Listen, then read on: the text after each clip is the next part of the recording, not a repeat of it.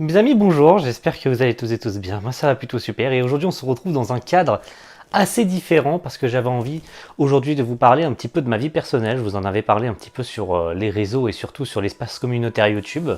Et j'avais envie de dédier pour mes 22 ans, parce que oui, cette vidéo sortira le jour de mon anniversaire. Vous pouvez me dire bon anniversaire dans les, dans les commentaires.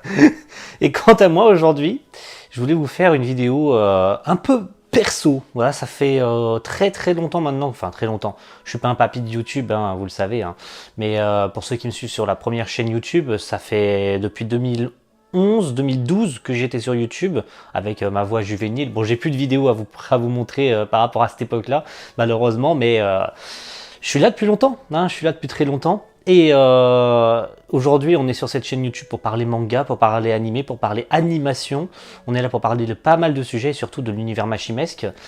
Et au fil des années, je me suis rendu compte que il y avait une chose qui avait changé, une chose très importante.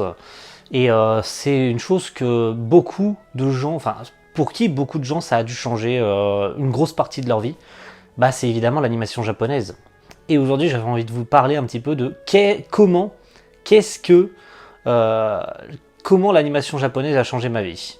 Parce que oui, on peut dire ça, les animés ont sauvé une partie de mon adolescence, ont sauvé une partie de ma vie entière. Je vais pas dire que j'étais dépressif ou quoi, voilà, je suis pas là non plus pour vous raconter tout un pan complet, détail par détail de ma vie perso, mais disons que je peux attaquer par plusieurs points, hein. Je pense que le plus important déjà pour commencer, c'est de parler un petit peu de l'enfance, parce que mine de rien, l'enfance, c'est là où on commence par l'insouciance, hein. Je pense que c'est le traître mot, c'est l'insouciance, c'est que ce qu'on regarde quand on est enfant, on ne sait pas. On ne sait pas du tout ce que c'est, on ne sait pas du tout ce qu'on regarde, on ne sait pas que c'est de l'animation japonaise. Et quand j'étais enfant, un peu comme tout le monde, je pense, je regardais les classico-classiques, les Pokémon, les Dragon Ball, les Naruto, qui passaient sur notamment D17, W9, les trucs classiques, quoi. Les trucs qu'on aimait tout particulièrement et qu'on avait absolument envie de voir en rentrant de l'école. J'avais un certain traître mot pour regarder One Piece le soir. Je me rappelle que ça passait à 18h30 pile poil. J'ai pas de commentaires à faire de la part de mes parents, mais j'ai un souvenir très précis qui fait que il fallait absolument que j'aille me doucher avant pour que, quand je sortais de la douche, l'épisode de One Piece sortait et j'étais à l'heure. Mes parents hallucinaient et me l'ont dit encore dernièrement, on en a parlé, c'est drôle comme anecdote, c'est que j'étais vraiment pile à l'heure sur ça, hein. Il ne fallait absolument pas que je loupe un épisode de One Piece. Donc je savais qu'à 18h30 ça passait, je savais que j'avais 10 minutes pour me doucher, je me douchais 10 minutes et hop, j'allais voir mon épisode de One Piece. Donc j'étais vraiment très à cheval sur ces horaires-là. Et bah, je le suis toujours aujourd'hui, hein. Je suis pas quelqu'un qu'on peut appeler un maniaque. Disons que j'aime bien que les choses soient arrangées à leur place et je sais quel objet est à telle place. Si vous touchez à cet objet, il n'y a pas de problème. Si vous ne le remettez pas à l'endroit où il était, là par contre ça va me faire chier.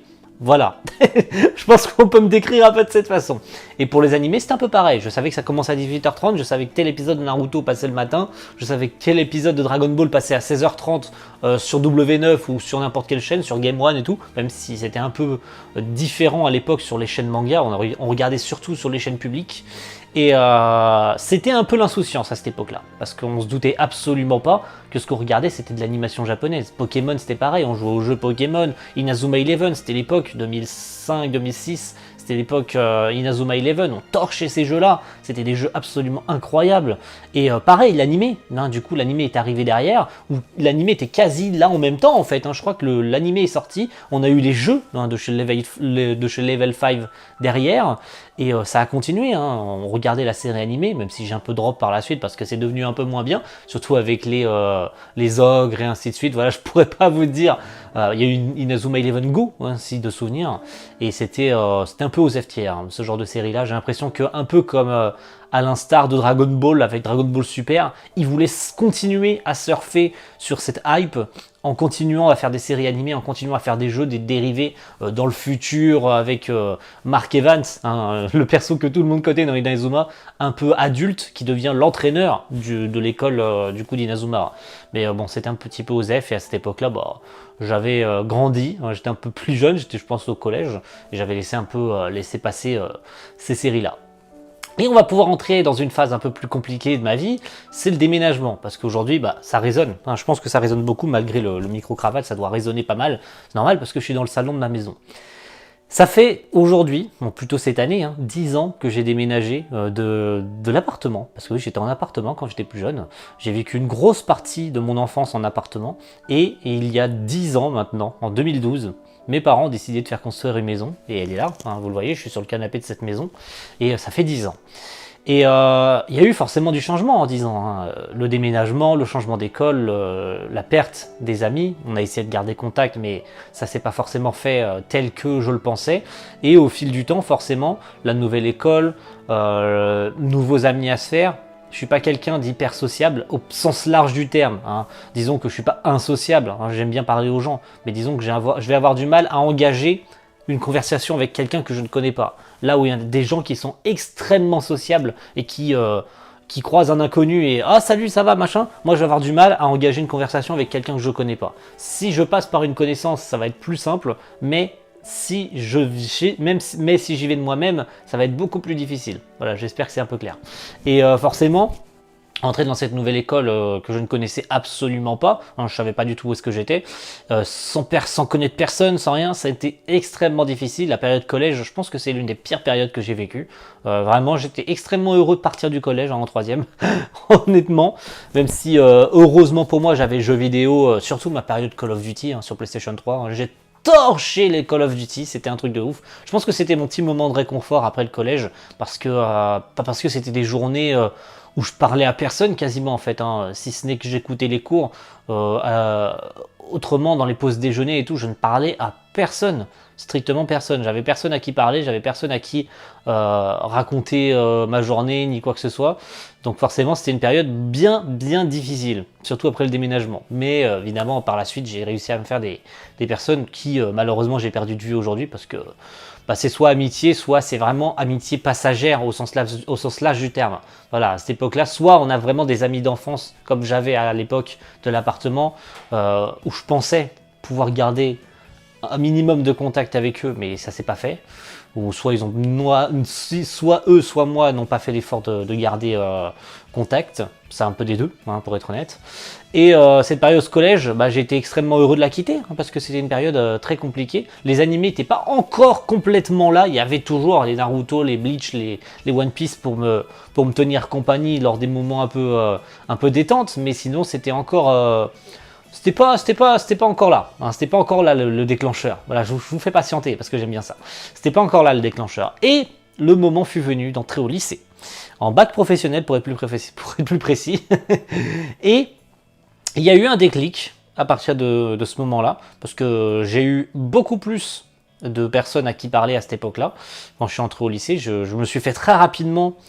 des amis, vraiment, on va mettre ça entre guillemets, des camarades, hein, je pense que c'est plus le terme, des camarades avec qui j'ai pu parler manga, j'ai pu parler animé, j'ai découvert le jeu Dokkan Battle sur le fameux gacha hein, sur mobile, que je torche encore aujourd'hui, enfin j'y joue beaucoup moins, mais je le torche, et je pense que à ce moment-là, il y a eu un gros déblocage, et il fut un jour, voilà, je pense que c'est le moment, on y est. Il fut un jour, un week-end, un matin, je surfais sur les chaînes dites payantes, hein, parce qu'avec les box internet, vous savez qu'on a des offres gratuites avec des chaînes, et notamment des chaînes classiques jeux vidéo et tout. Quelle est la chaîne la plus connue aujourd'hui jeux vidéo manga? C'est Game One. Game One, ouais, Game One. Pour ceux qui ne connaissent pas Game One, bah, vous vivez dans une grotte. Hein. C'est pour ceux qui ne connaissent pas Game One, ce serait vraiment très con. Et je tombe sur un épisode d'animé que je ne connaissais absolument pas. Je regarde, juste vraiment par pure curiosité, hein, je lance le truc, je tombe sur ça, je fais « Mais ça a l'air génial !» Et son nom, il est gravé encore dans mon esprit parce que c'est une série, aujourd'hui, c'est ma série préférée. hein, c'est ma série préférée. Non, c'est pas Fairy Tail. Pour ceux qui se poseraient la question.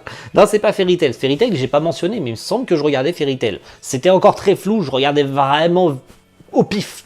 Je pense pas que je regardais encore 100% Fairy Tail où j'étais un fan. Mais il y avait peut-être 2-3 épisodes que j'avais dû voir, mais j'étais pas encore complètement fan de la licence. Et la série qui aujourd'hui est toujours ma série préférée, j'ai tous les light novels, j'ai toute la série en Blu-ray DVD. Bon, vous l'aurez deviné, hein, à 10 000 km, hein, c'est Sword Art Online. Cette série est, je pense, l'élément déclencheur qui m'a fait aimer l'animation japonaise. Parce que je suis tombé sur un épisode de Sword Art Online complètement au pif. Je pense pas que j'aurais pu choisir un meilleur moment. C'était l'épisode final de la première saison. À Alfheim Online. L'épisode où Kirito combat tout simplement Oberon, le roi des fées, hein, alias Sugo. Hein, et où ça finit en queue de pipe sur le parking de l'hôpital. Et où il est sur le point de le planter. Donc j'ai vu cet épisode-là. J'ai même presque vu l'épisode du VIOL, hein, de Asuna, qui est forcément quand j'avais pas le contexte, je voulais pas trop comprendre où est-ce qu'on en était, parce que je ne connaissais absolument pas la série, j'étais tombé vraiment sur un épisode au pif, et j'ai fait waouh, ça a l'air génial, faut que je voie ce que c'est, et j'ai tout revu du début, et puis évidemment, c'est à ce moment-là que c'est devenu ma série préférée. Et puis il y a eu du coup un gros déblocage d'un seul coup. J'avais du coup un de mes camarades qui regardait pas mal d'animés de son côté, et il m'en a recommandé plus d'un, et puis je regardais un petit peu par-dessus son épaule ce qu'il regardait. Il m'a dit c'était l'animé, ça dirait de regarder et tout. Je ne savais encore pas à cette époque, oui j'étais encore insouciant à ce point-là, hein. Même si je connaissais Sword Art Online et tout, bah j'avais aucune idée que ça venait du Japon. Puis après, bon, évidemment, j'ai fini par me renseigner, puis j'ai fini par savoir que ça venait du Japon, machin. Que l'auteur de Fairy Tail, enfin, c'était Hiro Mashima, un japonais et tout. Puis le monde de l'animation japonaise, c'est délié devant mes yeux, et puis on en est là tel qu'on est aujourd'hui. Voilà, fin. Non, je rigole. Il y en a qui ont dû se dire, oh le bâtard, il a sauté toute une partie. Non, je rigole. Bah, il y a eu énormément de séries hein, qui m'ont fait aimer l'animation japonaise, en particulier évidemment l'œuvre de Mashima, parce que Fairy Tail ça a été aussi un élément déclencheur au bout d'un moment. Puis l'histoire après vous la connaissez, hein, c'est live reaction sur YouTube, c'est live reaction du manga sur YouTube, parce qu'il y a eu du coup cette période YouTube aussi où je me suis remis à jouer à des jeux. J'avais une chaîne gaming au départ, puis après quand j'ai commencé à vraiment apprécier Fairy Tail, l'animé, hein, je suis vraiment l'animé avec mes camarades, on était vraiment à donf, surtout avec la partie Tartaros, on était vraiment comme des dingues à cette époque avec Tartaros, on était vraiment des giga fans sa mère. Puis après, bon, il y a eu les classiques My Hero Academia. My Hero Academia que j'avais entendu parler grâce à mon camarade, il m'a dit ça a l'air génial My Hero et tout, donc on était en 2016, hein, à la sortie de My Hero Academia. J'en avais strictement rien à foutre. Je pense que j'ai regardé My Hero Academia l'année suivante, en 2017, et puis j'avais pas forcément plus apprécié que ça, il me semble la première saison était vraiment osef. Puis quand il y a eu évidemment le gros mouvement My Hero qui est arrivé, il y a eu une vague de fans My Hero Academia qui sont arrivés en France, j'ai un petit peu suivi le mouvement avec la deuxième saison de l'animé, puis je me suis mis au manga, et puis j'en suis là où j'en suis aujourd'hui aussi sur la série. Donc c'est un peu grâce à lui, hein, je pense que j'en suis là sur My Hero Academia. S'il m'avait pas dit My Hero ça a l'air sympa et tout, ce serait bien que tu regardes. Donc ouais, on peut dire que c'est un peu grâce à lui. Puis j'ai connu une multitude de séries. Rakudai Kishino Cavalry, si je connais, c'est grâce à lui. Une série que... en fait j'ai eu une petite période émo aussi, parce que je voulais des katanas, je voulais les classiques, hein. Je pense que quand on voit un perso d'animé qu'on aime énormément, j'ai voulu les épées de Kirito. Bon, je les ai pas parce que osef aujourd'hui forcément, mais j'ai voulu les répliques des sabres de Kirito parce que je voulais me prendre pour Kirito, un peu comme voilà la période un peu edgy, hein, qu'on a. J'ai pas eu de période un peu casse-couille que les jeunes ont, hein, ce qu'on appelle hein, pour les jeunes qui connaissent ça, hein, la période un peu casse-couille, hein, quand on est jeune, donc on veut se rebeller, hein, la période rébellion, je l'ai pas eu cette période-là, heureusement pour moi, et heureusement pour mes parents, surtout. Et heureusement, du coup, les animés ont été là pour me soutenir dans des périodes un peu difficiles. Il y a eu une période où j'ai perdu un membre de ma famille, donc forcément, 2015-2016, j'ai perdu un membre de ma famille, entre la transition collège-lycée, donc ça a été aussi une période un peu sombre. Voilà, un peu sombre, puisque j'ai hérité de certaines choses venant de lui, et parce que c'était c'était une personne que j'appréciais énormément, forcément. Donc ça fait mal, hein, ça fait toujours mal quand on perd quelqu'un. Et voilà, il y a eu une période sombre, il y a eu une période un peu plus calme, il y a eu une période où forcément les animés ont explosé, hein, avec les offres légales, illégales, forcément, je regardais beaucoup d'illégal au départ.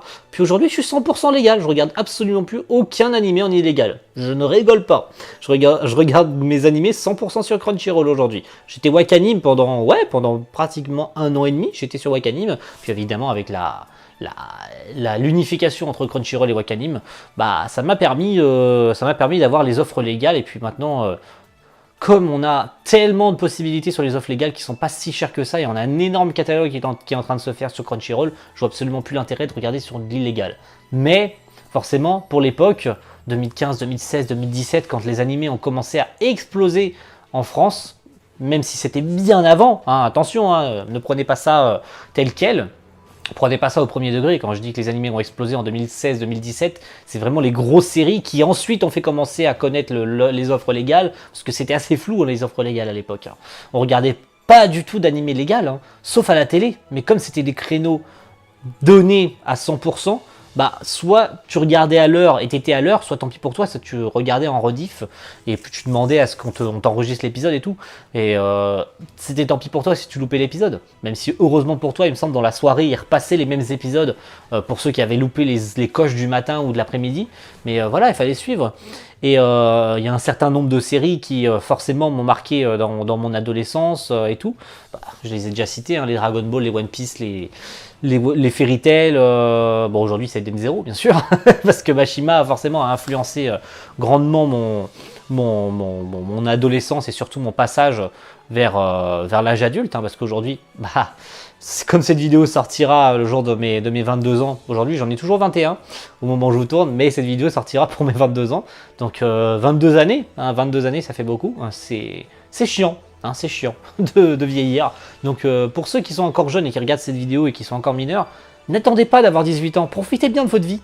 Parce qu'une fois que vous êtes adulte et qu'il faut travailler pour gagner de l'argent et payer vos loyers, payer vos factures, c'est pas à ce moment-là qu'il faudra vous dire « Ah merde, j'aimerais bien retourner à l'école parce qu'en fait l'école c'était bien. » Parce qu'en fait l'école c'est le moment d'insouciance, c'est le moment où on peut parler à des gens, c'est le moment où on se faire des amitiés, c'est le moment machin.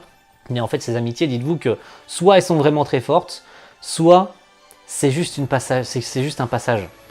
Mais moi, ce passage, bah, il m'a été plutôt fructueux en fait. Hein. Ce passage, il m'a été fructueux parce que j'ai connu des gens qui aimaient les mêmes choses que moi. J'ai connu des gens qui étaient un peu moins fans que ce que moi j'aimais. Mais débattre, se taper un peu dessus parce qu'on n'est pas du tout d'accord sur un sujet ou sur quelque chose d'autre, c'est une période auquel on peut aujourd'hui ne plus se référer, surtout quand on est à l'âge adulte. Donc profitez bien de votre jeunesse. Profitez de ce que vous aimez, n'ayez pas honte de regarder des animés, surtout que maintenant tout le monde en regarde. Donc il n'y a plus à avoir peur de dire je suis un otaku, j'aime les animés.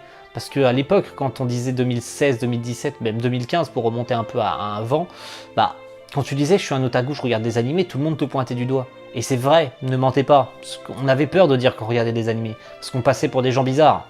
Aujourd'hui, quand tu dis je regarde des animés, c'est normal, tout le monde en regarde. Même les personnes un peu plus vieilles regardent des animés sans le savoir. Ils en regardaient quand ils étaient jeunes, les Goldorak, les Capitaine Flamme, les Albator et tout. Ils en regardaient sans savoir que c'était japonais. Ou plutôt, ils le savaient un petit peu de loin, parce que bah, le Club Dorothée disait que c'était des œuvres japonaises. Mais ça restait très flou à cette époque, parce que c'est grâce à eux que c'est arrivé en France. Et les influences que ça a aujourd'hui, surtout que ça a eu pour moi, bah, ça m'a permis de remonter la pente sur certaines difficultés que j'ai eues dans ma vie. Ça m'a permis... Les animés font passer des messages. Les animés font passer énormément de messages, que ce soit sur l'amitié, que ce soit sur l'amour, que ce soit sur les petites difficultés de la vie. La moindre difficulté n'est pas insurmontable. Il faut juste faire des efforts, il faut juste se donner à 2000% pour y arriver. Les animés sont là, surtout sur les esprits shonen. Enfin, c'est surtout sur les esprits shonen que ça existe. Hein, les héros qui n'abandonnent jamais, les héros qui tombent mais qui se relèvent toujours. Ça a pour but de faire passer le message que t'inquiète, rien n'est insurmontable. Tu peux y arriver, tu peux le faire. Donc, n'ayez pas peur de ce que vous êtes, n'ayez pas peur de ce que vous faites, n'ayez pas peur de foncer vers vos rêves. C'est ça que les animés font passer, c'est ça qui m'ont fait passer, c'est ça qui m'ont permis d'être où je suis aujourd'hui. J'ai réussi toutes mes études, j'ai presque un travail qui me plaît. Parce que oui, j'ai plus de travail en ce moment. Mais j'ai eu un travail qui m'a plu et j'essaie de retrouver quelque chose qui me plaît toujours. Et ça, les animés, sans eux, je pense pas que je pense pas que j'en serais là où j'en suis aujourd'hui en fait. Donc, merci l'animation japonaise d'exister. Merci de m'avoir autant influencé. Merci aux animés, merci au personnage principal des animés d'avoir des discours aussi stylés hein, qui motivent. Parce que c'est pas juste un seiyuu dans un studio d'enregistrement qui crie en face d'un micro et qui fait passer zéro message. Parce que c'est des gens qui, malgré qu'ils lisent simplement un texte, bah, transmettent une émotion à travers un personnage et qui arrive derrière tes oreilles. Et toi, tu lis le texte, tu dis waouh, j'aimerais tellement être à sa place. Pourtant, c'est un personnage fictif, mais j'aimerais tellement être à sa place. Et tu t'identifies à certains héros. Tu as envie d'être eux. Tu peux pas l'être, parce que forcément, c'est un personnage qui n'existe pas. Mais quand tu es jeune, quand tu as des rêves, quand tu as des espérances dans ton avenir, tu t'identifies à ces personnages, tu t'identifies à ces jeunes. Pourquoi, dans la plupart des animés, on a des personnages qui sont lycéens? Parce que c'est à cette période-là qu'on regarde des animés, en tout cas vite fait. Hein. C'est pas toujours le cas. Comme je l'ai dit, il y a une tranche d'âge très large maintenant qui regarde des séries. Mais surtout pour le Japon, je pense que c'est identifié de cette manière. Et tu t'identifies facilement à ces personnages-là. Sur les difficultés qu'ils ont vécues, certains personnages ont des maladies et tout. Et les personnes malades de ces maladies-là s'identifieront à ces personnages. Donc on touche un public mondialement. On touche un public mondial. On touche un public extrêmement large. Et il y a des séries qui conviennent à tout le monde. Romance, sport, neketsu, musique, et j'en passe. Shoujo, shonen, seinen, tous les styles sont adaptés à tout le monde. Et ça, je peux dire merci. Je peux dire merci à son existence parce que sans ça, je pense pas que je serais en face de cette caméra aujourd'hui non plus à vous dire tout ça, à tergiverser en répétant les 50 000 fois les mêmes trucs. Mais merci aux animés d'exister. Merci de me permettre d'être ici. Merci de me permettre de vous parler de tout ça, parce que je pense que sans les animés, j'aurais pas cette chaîne, j'aurais pas cette caméra, j'aurais pas ce micro, je serais pas en train de, avec ce raisonnement probablement dégueulasse, en train de vous parler d'animés, en train de vous parler de ma vie. J'en serais pas là.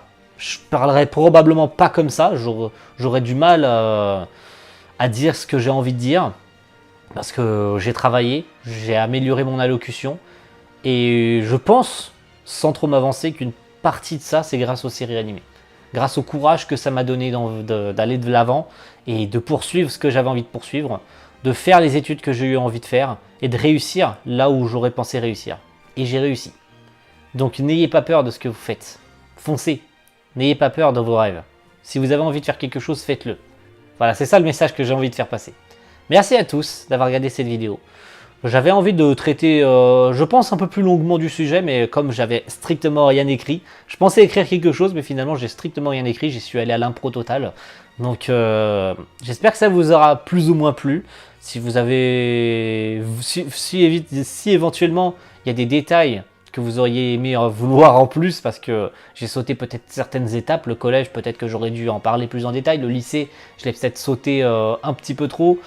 Il y a des séries animées que j'aurais pu citer un peu plus que Sword Art Online ou One Piece et Naruto comme les shonen classiques, même si c'est eux qui ont grandement influencé mon enfance. L'adolescence, ça a plus été Fairy Tail, My Hero Academia et j'en passe. Les séries que je connais aujourd'hui, Tales of Zestiria, hein, je ne l'ai pas noté, mais il a quand même influencé grandement ma vie parce qu'il en est gravé sur mon corps. Nanatsu no Taizai, les comédiens français, les seiyuu, parce qu'on s'en occupait absolument pas à l'époque, mais aujourd'hui les seiyuu ont aussi une grande influence. Patrick Borg, qui est un comédien que j'aime énormément. Évidemment, hein, je peux pas ne pas la citer, Brigitte Lecordier, qui est une comédienne française, mais légendaire, et qui a énormément influencé l'enfance de beaucoup de gens, hein, avec sa voix sur Goku de Dragon Ball, j'en passe. Elle est un nombre de voix de l'enfance incalculable. Donc, les animés m'ont aidé. Ils vous ont probablement aidé, n'hésitez pas aussi à me raconter votre histoire dans les commentaires. Faites un pavé, je le lirai, vous inquiétez pas. Et quant à moi, je vous dis merci beaucoup. Merci aux animés d'exister. Merci à tous ces mangaka d'écrire des messages aussi beaux. Et aux animés de retransmettre ça, et de retranscrire plutôt ça, avec des émotions, avec des comédiens qui jouent incroyablement bien, avec des musiques aussi qui sont...